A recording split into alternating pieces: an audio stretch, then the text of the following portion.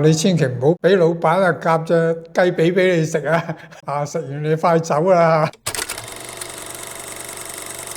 給你講個小故事。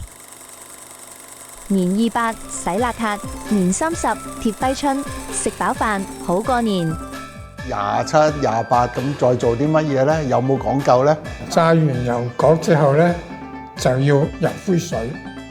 舊陣時啲屋呢，因為近時係燒柴燒煤嘅，燒煤咧要透爐嘅時候咧，就煙到咩咁嘅，好容易煙到咧就比較暗啊，所以每年咧都要油灰水嘅，就攞啲石灰啊溝啲水嚟咁咧，後來咧就油嘅，都係啲大家啲同學仔啊咩就幫手噶嘛，一齊去油嘅嚇，油完灰水咧就搞衞生，到年28咧就洗邋遢啦，洗晒啲唔好嘅嘢啊嚇，到年29咧就開始貼春聯啊，貼門神啊，喺城市裏邊咧就冇兩個門啦嚇，就貼個福字嘅。年29啊仲要拜神啊，巡門口啊咩一路拜到入去裏邊，總之每啲神就全部擺晒，咁先開始食團年飯嘅。團年飯咧就係家人一定要翻嚟食啦嚇，我哋家族比較多人嘅啫，我爸爸最大咁啊，三叔四叔都翻嚟啊，咁我哋咧就會有一隻雞，呢個雞咧就係大扇雞嚟嘅，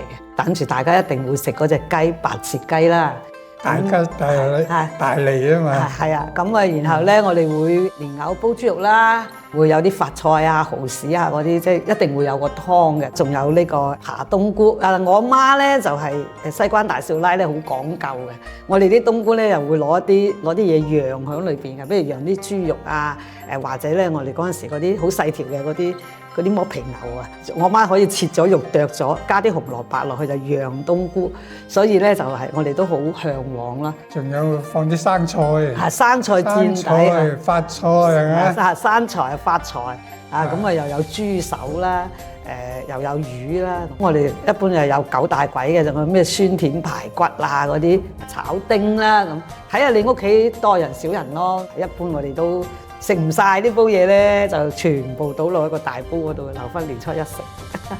年30嘅時候咧，老闆都仲有請夥計食翻餐嘅，即係食翻餐咧係點咧？你千祈唔好俾老闆夾隻雞髀俾你食啊！嗰個雞髀咧就無情雞嚟噶，食完你快走啦！即係唔好意思講話炒你啊！夾咗雞髀俾你就知道啦，你自己就明啦。一段小故事，一個大時代。